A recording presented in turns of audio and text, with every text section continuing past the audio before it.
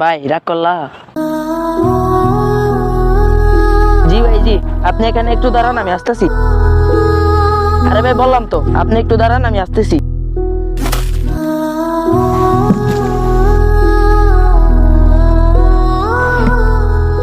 ভাই রাগ করলা?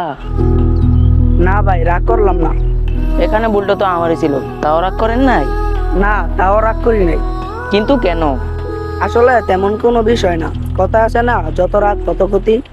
আর সবচেয়ে বড় বিষয় হলো, আমাদের ধর্ম আমাদেরকে কখনো রাগ করতে শিখায়নি, বরং শিখিয়েছেন শালীনতা, নম্র ব্যবহার এবং মানুষকে ক্ষমা করতে। এজন্যই আমরা রাগ করি না। আর মানুষকে ক্ষমা করলে আল্লাহ তাআলা খুশি হন। তাই আমাদের উচিত মানুষকে বেশি বেশি ক্ষমা করা। আসলেই ভাই, সত্যি ইসলাম ধর্ম আমাদের শান্তি শিখায়। আচ্ছা ভাই, এখন যাই, ভালো থাকবেন।